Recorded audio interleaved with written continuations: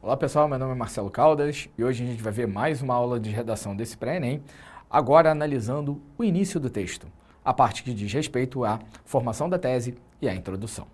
Como a gente sabe, começar um texto é sempre um problema, em especial porque a folha está em branco, né? E aí você olha para a folha olha para você olha para a folha olha para você e você pensa, ferrou. É exatamente para isso que a gente tem a aula de hoje, para tentar resolver de uma vez por todas esse problema de você dar o pontapé inicial e, em especial, transformar o seu texto em uma coisa bem mais interessante do que o comum.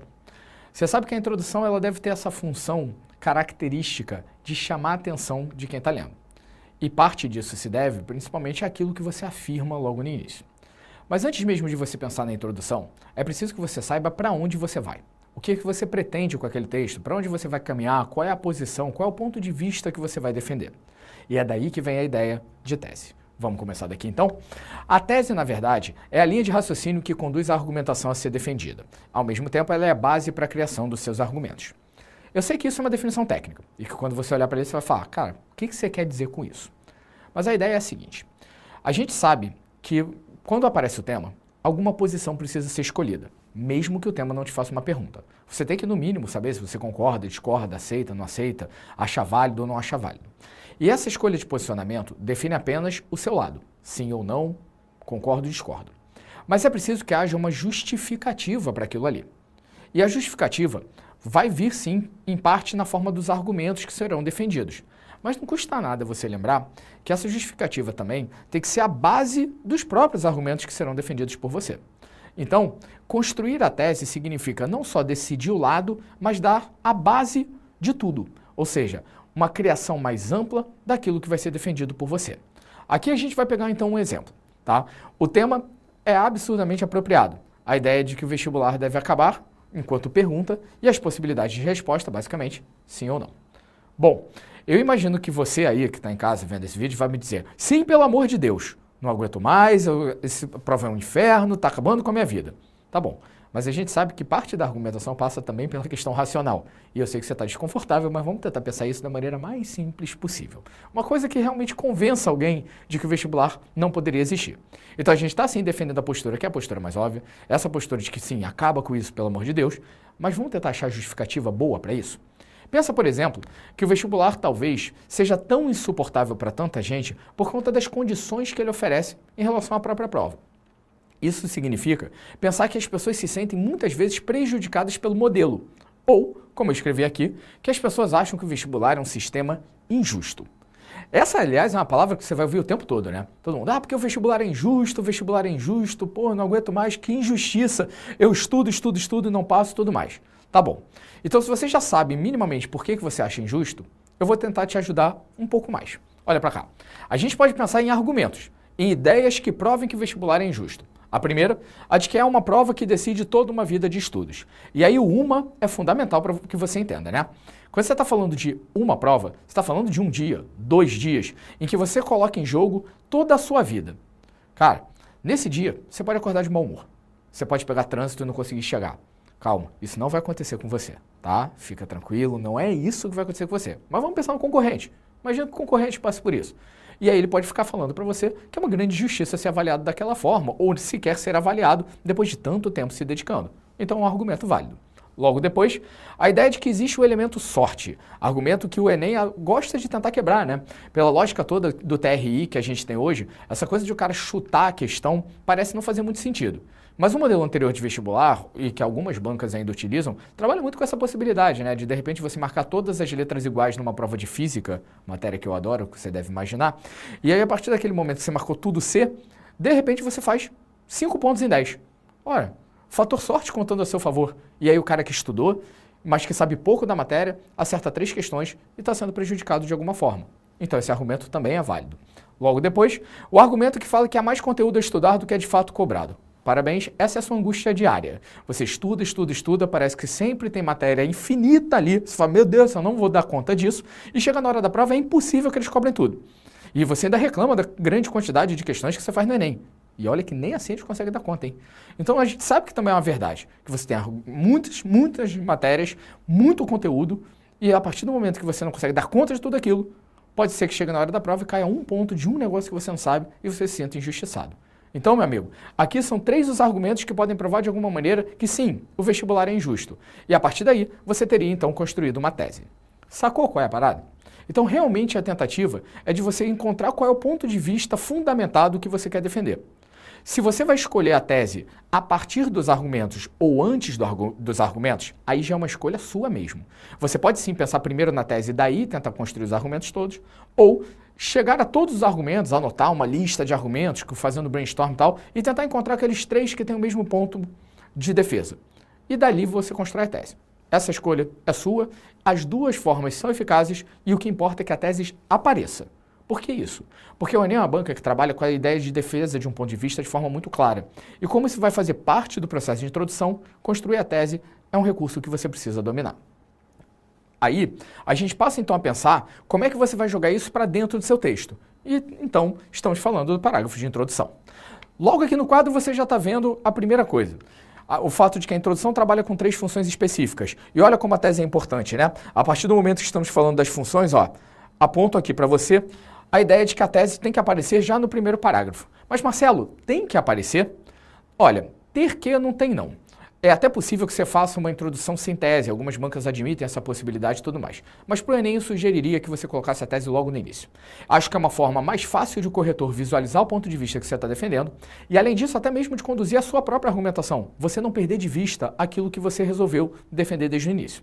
As outras 2 funções que aparecem aqui são funções igualmente fundamentais. A primeira, contextualizar o leitor, e a segunda, apresentar o tema. O que seria contextualizar o leitor? Bom, eu diria para você que contextualizar é trazer a discussão que pode estar num campo mais abstrato para dentro de um campo que seja um campo concreto. Ou seja, você está fazendo a redação porque você foi obrigado pela prova, eu sei. Mas vamos tentar reduzir essa possibilidade? Vamos tentar fazer com que os caras percebam que você está escrevendo porque aquele tema é fundamental, sem falar sobre aquilo você não poderia sobreviver. E aí você faz isso a partir de uma leitura aplicada à realidade. Ou seja, você está discutindo o trabalho infantil não porque o trabalho infantil é um tema interessante, mas porque o trabalho infantil acontece em várias partes do Brasil e a partir do momento que ele se mostra como uma prática comum, é preciso entender o problema que ele gera para as pessoas. Ao mesmo tempo, falar a respeito do tema na introdução também é fundamental. Porque você tem que imaginar que o cara que está corrigindo seu texto não é o corretor de fato. Pensa assim, é um cara que estava andando na rua e encontrou um papel no meio do chão, no meio da rua, né? Encontrou um papel no meio da rua e começou a ler. E quando ele começou a ler, ele não faz ideia do que você estava falando. Então, se você não apresentar logo de cara o tema, o cara vai falar, meu amigo, do que você está falando? Imagina em relação até ao tema que a gente estava falando antes, né? Se o vestibular deve ou não acabar. Aí a proposta de tema é, o vestibular deve acabar? Pergunta, né? E aí o cara começa a introdução. Sim. Sim o quê, meu amigo? Como assim sim? Então o mínimo que você tem que fazer é colocar a sua pergunta lá no início, tá? Mas igual? Claro que não. Aí vem aquela característica que a gente já sabe que todo bom aluno tem. A capacidade de parafrasear as coisas. Como assim parafrasear? Escrever a mesma coisa, com outras palavras. Isso eu confio na sua capacidade e confio principalmente na sua carga de leitura. Não acho que vai ser um problema para você. Bom, além das funções, você pode tentar também pensar em como você vai fazer a introdução de maneira mais interessante. Talvez você se pergunte por que você faria a introdução mais interessante do que as outras. Eu tenho uma teoria de que um corretor deve ficar bastante enfadado de ficar lendo 1000 vezes a mesma coisa. E que você começar o texto já com o pé na porta, com uma introdução fantástica, deve fazer com que o cara já abra um sorriso e pense, porra, essa redação vale a pena ser analisada. Se for por aí, eu acho que você pode pensar em todas essas estratégias que estão aqui no quadro. A primeira, na verdade, nem é uma estratégia que a gente chamaria de diferencial. A introdução tradicional seria aquela que trabalharia de forma bastante simples, apresentando, por exemplo, o tema com frases de apoio como muitos têm discutido sobre, quando analisa a questão do ou da, alguma coisa nesse sentido. A base histórica já parece ser algo mais legal, mais interessante, um certo diferencial. De repente, começar a falar da história do país, mostrando que você tem um conhecimento para além do texto, chama a atenção do cara. É uma boa tentativa. A situação concreta, que aparece aqui como terceira possibilidade, é nada mais nada menos do que você, a partir de um exemplo, de uma evidência, de uma situação que você vê acontecer no dia a dia, tentar trazer a discussão. A definição, pegar aquela que é a palavra-chave do tema e começar conceituando. E a introdução por flashes é uma das formas que as pessoas mais gostam de trabalhar por aí e que trabalha mesmo com essa ideia de o que seria um flash propriamente dito. Flash não no sentido de flash da máquina fotográfica, mas as coisas que passam rapidamente. E aí você trabalharia com 3 ou 4 imagens construídas em frases bem curtas para trazer para o leitor a sensação de que ele está visualizando a situação que está sendo tratada por você. Mas isso tudo vai ficar muito teórico, você ficar aqui definindo e não te mostrar um exemplo prático. Então eu queria que a gente analisasse pelo menos uma introdução. Aqui, um tema absurdamente relevante, levando em consideração o contexto do ano e tudo mais. Um tema sobre mobilizações juvenis no Brasil. E repara que a opção dessa introdução é por fazer uma base histórica. Diz lá, tomar as ruas não é uma novidade para o jovem brasileiro. Seja nas diretas já, seja nos caras pintadas, a verdade é que desde que se fala de democracia no país, essa parcela da juventude acostumou-se a querer ter sua voz ouvida. Olha que interessante. As duas referências que aparecem aqui, tanto as diretas já, quanto a referência aos caras pintadas, são referências conhecidas na nossa história que no primeiro momento podem até soar como clichê, você pensar, mas todo mundo vai falar disso, mas que são muito bem trabalhadas dentro da lógica do que seja uma mobilização juvenil. Esse que é o nosso tema, ok? Então aparecem os dois elementos de uma forma contextual, hiper interessante em relação à ideia de história do Brasil, para que você possa justificar tudo aquilo. Essa introdução ainda não acabou, como você pode perceber, a gente vai continuar ali. Mas nota que logo de cara o que ele está fazendo é trazer para você o contexto a partir de uma discussão histórica e deixando claro que ele não está falando apenas da história, porque nessa primeira frase que aparece aqui, quando ele fala para você, tomar as ruas não é uma novidade para o jovem brasileiro, me parece que ele está falando de algo extremamente pontual, contemporâneo. Então deve ser daí que a coisa toda caminha. Logo depois, você vê a continuação. E aqui, meu amigo, vem a palavra que garante essa passagem do contexto histórico para o momento atual. Hoje, diante do atual quadro da política brasileira, é compreensível que ela saia do computador e encare a vida real. Então, nesse trecho aqui, você vê claramente aparecer a ideia que vai ser apresentada como uma referência contextual deste momento. E a partir daí, vem o ponto de vista. O problema é que muitas vezes sua postura parece ser mais alienada do que engajada, e é preciso analisar cuidadosamente os motivos que levam a isso. Vamos juntar as duas partes da matéria agora? Lembra que a gente está falando de tese no início e agora está falando de introdução? E que a gente falou que as funções eram apresentar o tema, contextualizar e trazer a tese dentro da introdução? Olha aí, a gente já viu onde estava o contexto, já viu onde estava o tema, porque ele está falando sobre mobilizações, e falta encarar o quê? A tese. E a tese aparece, exatamente aqui, quando ele fala para você que o problema é que muitas vezes sua postura parece ser mais alienada do que engajada. A última frase é apenas uma frase de preparação para o argumento, mas a pergunta que o leitor vai fazer é: por que a postura parece ser mais alienada do que engajada? E é na resposta dessa pergunta que você vai encontrar os seus argumentos e a defesa concreta do ponto de vista. Se você parte, então, no primeiro parágrafo, de uma construção parecida com essa e que traz a base de tudo que vai ser defendido depois, provavelmente o seu leitor passa a encarar o texto de uma maneira muito mais positiva.